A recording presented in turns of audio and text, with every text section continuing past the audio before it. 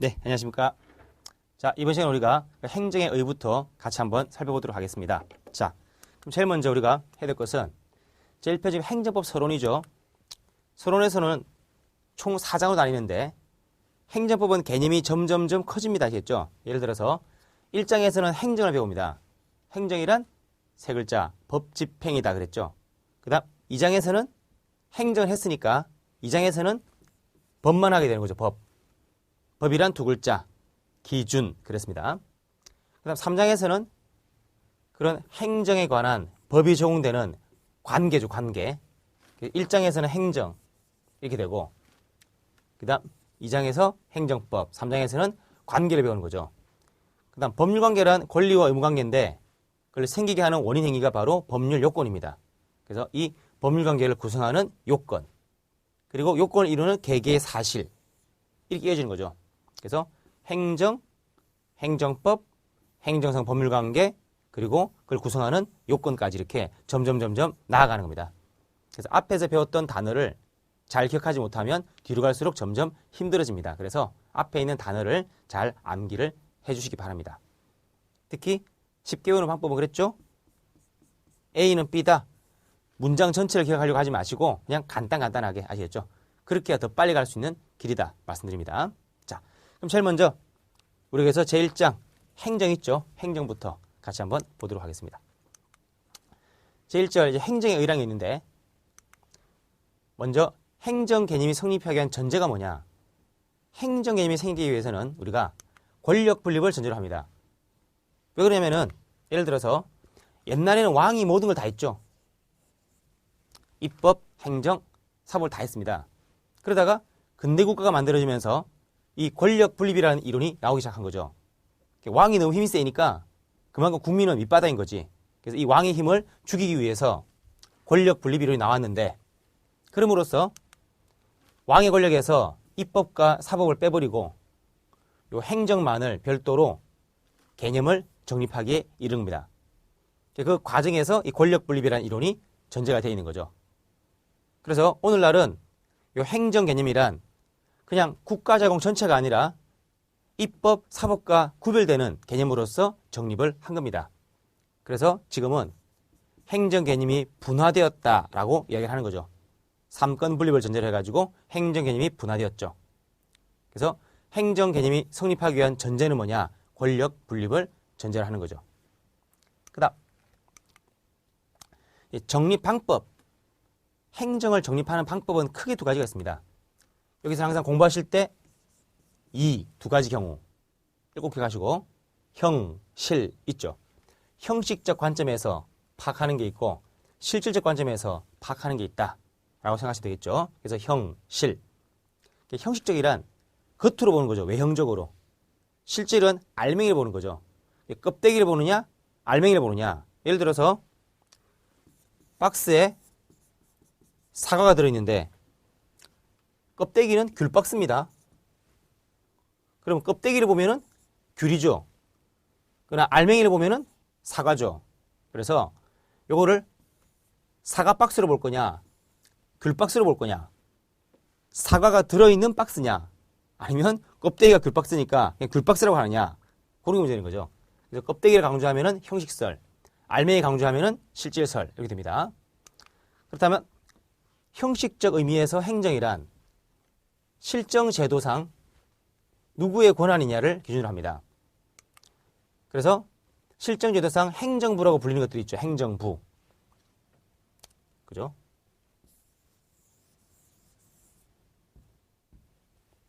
자, 실정 제도상 행정부의 행위는 행정이다라고 개념을 정립하는 겁니다. 실질설은 국가자금의 성질 기준으로 해서 성질이라는 것이 법을 집행하는 거, 이게 행정이라고 보는 거죠. 법 집행. 원래 국가자금은 세 가지가 있죠. 3권 분립상 입법, 행정, 사법이 있는데 입법이란 말씀드렸습니다. 법 정립. 그리고 행정이란 법 집행, 사법이란 법 선언이다. 그랬으니까 그 중에서 법을 집행하는 것을 행정이라 파악하는 견해. 그게 바로 실질설이죠. 그래서 형식적 의미에서 행정이란 행정부의 행위를 말하고 실질적 의미에서 행정이란 법을 집행하는 것을 말합니다. 자, 그렇다면 우리가 입법부와 행정부가 있는데 입법부는 어떤 일을 하느냐? 대표적으로 법률을 만들죠. 법률 제정, 이게 대표적이죠.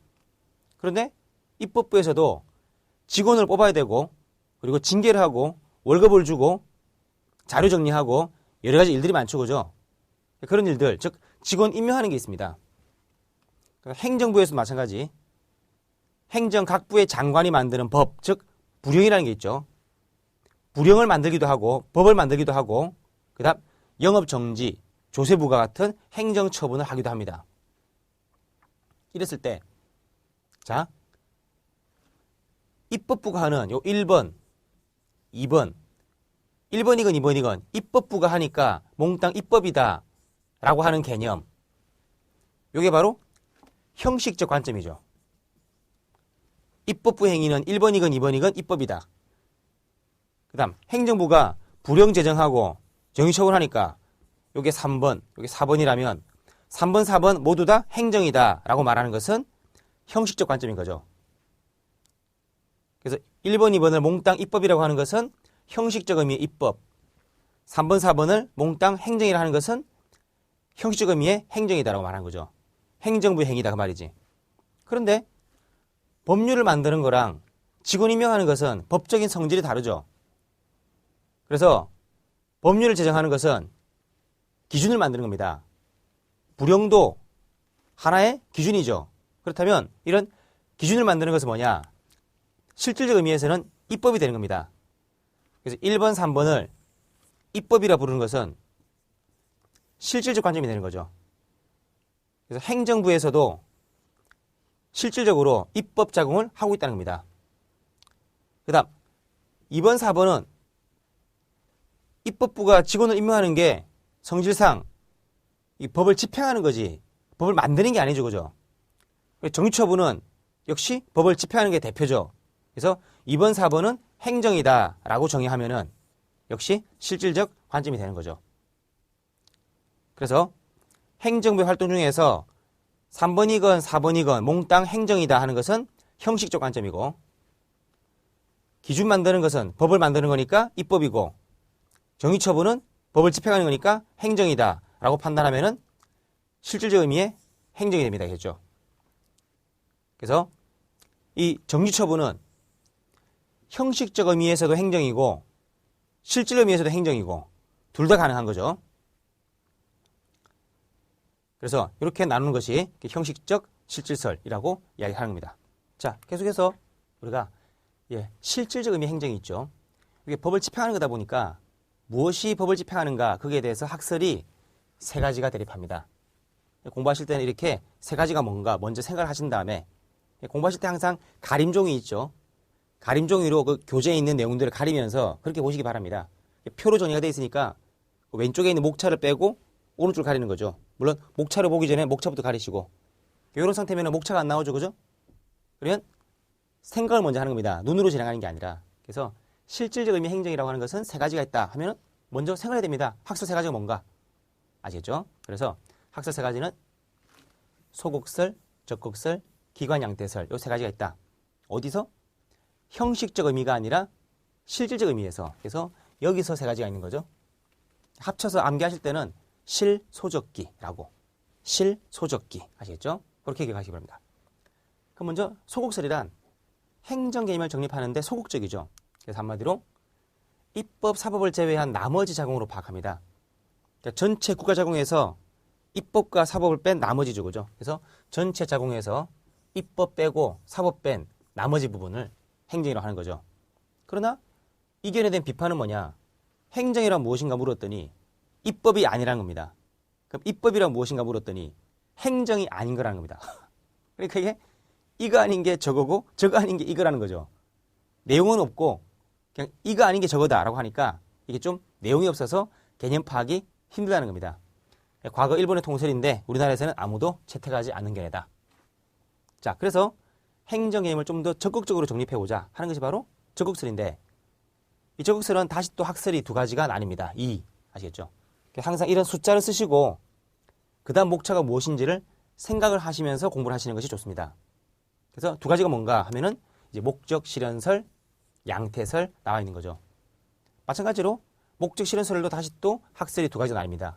그 두 가지가 뭐냐? 즉 국가 목적을 실현하는 자공이다 하는 사람이 있고, 사람 이름은 필요 없습니다. 암기할 필요 없고. 근데 국가 목적이 뭐냐? 상당히 막막하죠, 그죠? 그래서 이 단어가 아주 추상적이다 하는 게 문제점. 아무도 채택하지 않고. 그래서 국민의 이익을 도모하는 자공이다 이렇게 말하는 사람이 있습니다. 행정이란 국민의 이익을 도모한다. 무슨 말인지 이해가 되는데 어떤 문제겠습니까? 그럼 입법이나 사법은 국민의 이익을 침해합니까? 그건 아니거든. 입법, 행정, 사법 모두 다 국민의 이익을 도모하고 있는데, 이렇게 해버리면은 입법, 행정, 사법을 구별할 수 있는 기준이 정립이 안 되는 거죠. 그러니까 이렇게 말하는 것도 구별 기준이 될 수가 없다고 하는 거죠. 자, 그래서 이제 양태설이 있는데, 양태설은 다른 말로 결과 실현설이라고 합니다. 그래서 그는 법을 집행하다 보면 그 집행하는 형태가 다양하죠. 그러니까 다양한 형태의 법 집행 작용을 갖다가 몽땅 다 한꺼번에 말하는 겁니다. 그래서 이 견해는 법을 집행하다 보면은 이런 결과 저런 결과 실현된다 그래가지고 다른 말로는 결과 실현설이라고 하죠. 결과 실현설. 그러니까 행정이란 무엇인가? 한마디로 A는 행정이다. 이게 아니라 A 하거나 B 하거나 C 하거나 D 하거나 점점점 이런 거죠. 그 행정 모양을 다양하게 표현하는 겁니다. 한마디로. 그래서 한마디로 원통이 있는데 이쪽에서 보면은 동그랗죠. 여기서 보면은 네모죠. 그리고 위에서 보면은 빨갛죠. 밑에서 보면은 파랗죠. 이런 거. 이거를 몽땅 다 다각도에서 설명하는 겁니다. 그래서 다양한 형태. 행정이란 빨갛고 파랗고 동그랗고 네모나고 하는 것들을 말한다 라고 표현을 다 해주는 거죠. 그래서 행정이라는 것이 원래 규율 대상이 다양하기 때문에 어쩔 수 없이 이렇게 표현할 수밖에 없지만, 이 견해의 문제점은 뭐냐? 그래서 한마디로 행정이 무엇인가? 딱 잘라 말하기 힘들다는 문제가 있다는 겁니다. 그러나 일단 현재로서는 이 양태설이 행정의 현실을 가장 잘 설명한 것으로 파악이 됩니다. 겠죠. 이게 바로 다수연애가 되는 거죠. 항상 학설은 뭡니까? 학설을 나눈 다음에는 비교하신 다음에 내용 비교하신 다음에 결론이 뭐냐? 이게 중요한 거죠. 그 다음 기관 양태라는 게 있죠. 그냥 양태가 아니라 이거는 행정 양태고 국가 기관의 모양인 거죠. 기관 양태설은 기관의 모양에 따라서 행정인가 아닌가를 판단하겠다 그 뜻입니다. 그래서 어떤 기관이냐? 상명하복기관. 가령 행정기관이라고 하면은 크게 세 가지가 있는데, 합의체가 있고 국회처럼, 재판부처럼 독립체가 있고, 행정조직 같은 계층체가 있죠. 계층체.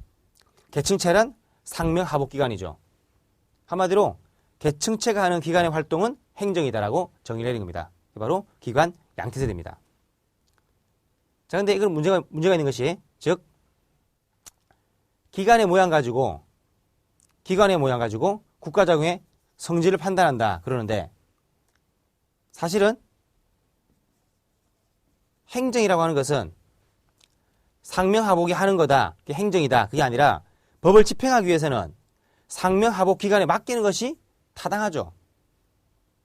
내용은 이건데 비판은 이겁니다. 비판은 이거. 그래서 계층체 활동은 행정이다. 그게 아니라 행정을 하기 위해서는 계층체, 즉 상명하복 기관이 필요하다라고 비판을 하는 겁니다. 겠죠. 그래서 소, 적, 기 모든 학설들이 다 문제가 있지만 그나마 행정 개념을 가장 현실적으로 설명한 것은 바로 양태설이다 하는 거죠. 우리가 지금부터 볼 것은 양태설에 따른 행정 개념을 정립하겠다. 그 얘기입니다.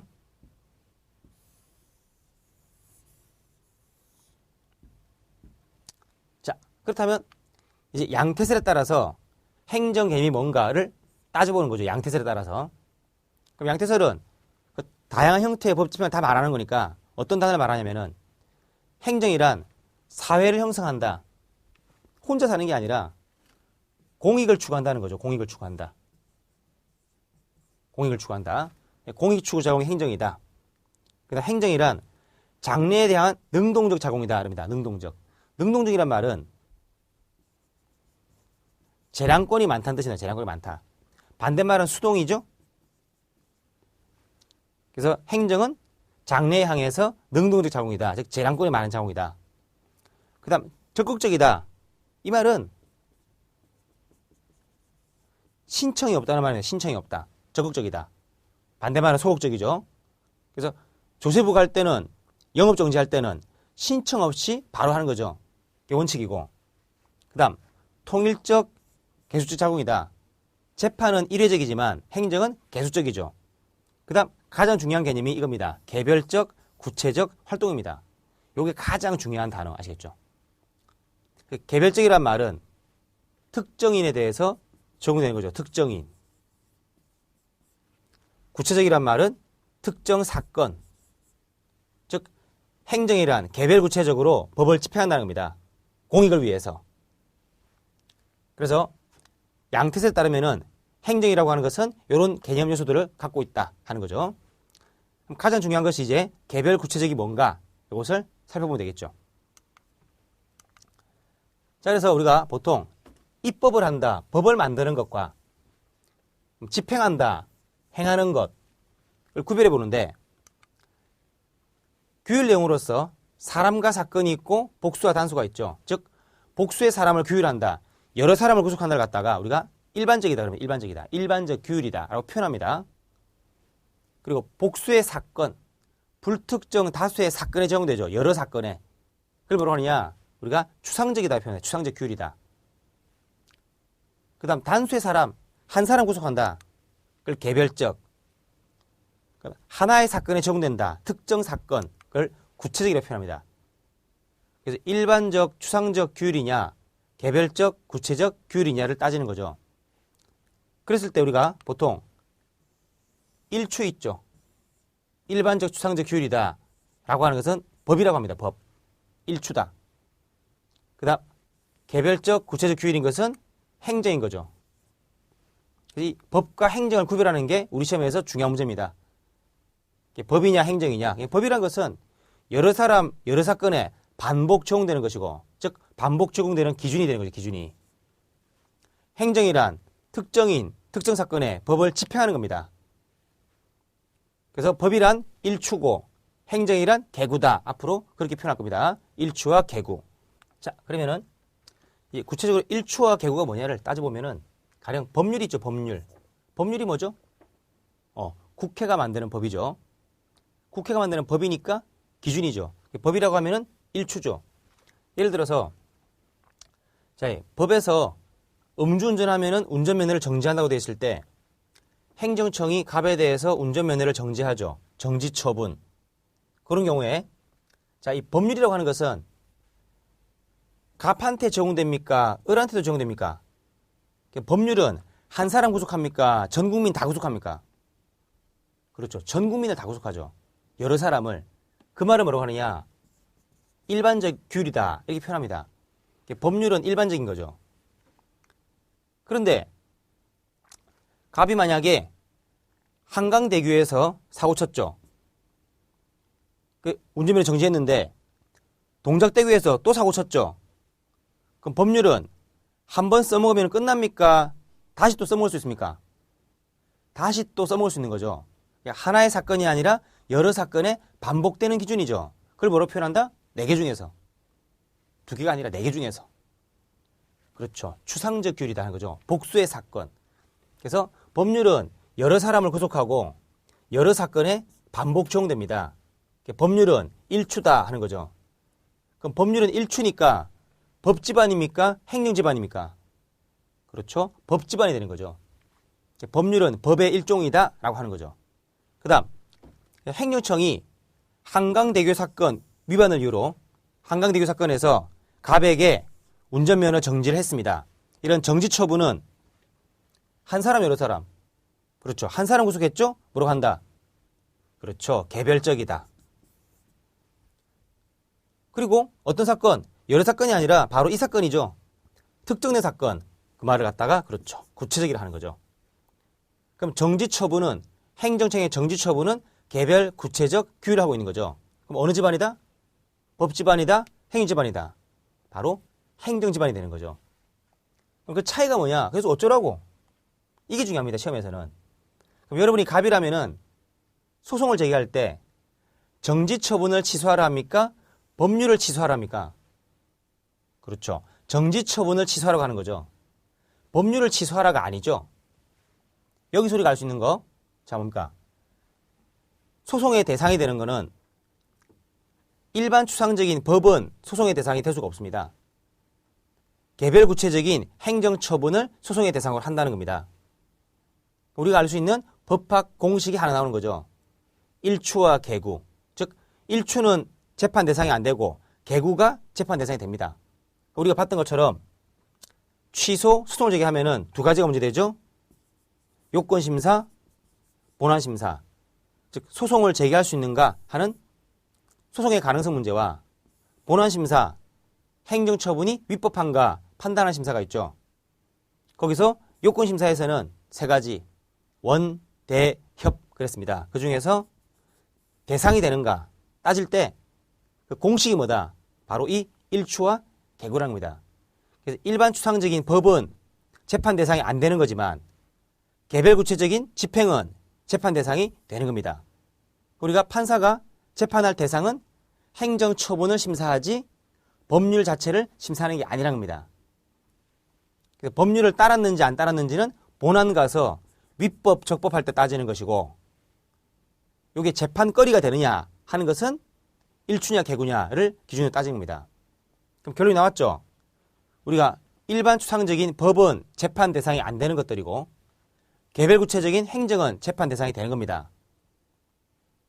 그래서 공식을 암기하면 모든 것들을 다 암기할 필요가 없죠. 자, 예를 들어서 우리가 조례가 있죠. 조례.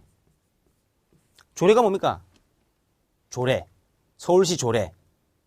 지방의회가 만드는 법이죠. 이 조례는 그 서울시 안에 있는 모든 사람을 여러 사건에서 구속하는 겁니다. 이 조례도 성질이 일추가 되죠. 그렇다면 이 조례는 소송의 대상이 된다 안 된다? 조례도 법의 일종이니까 대상이 될 수가 없는 거죠. 이렇게 판단하면 되는 겁니다. 그래서 어떤 행위가 일추냐 개구냐 성질만 파악되면은 재판 대상이 되는지 안 되는지가 나올 수 있는 거죠.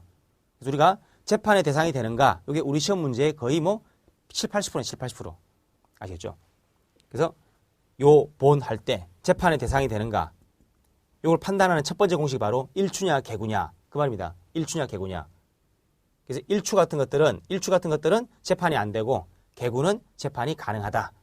그래서 입법과 행정을 구별하는 거죠. 입법이란 그럼 정리하면 입법이란 일반 추상적인 기준을 정립하는 자공이고 행정이란 일반 추상적 기준을 개별 구체적으로 집행하는 자공이다라고 정의를 내릴 수 있는 겁니다.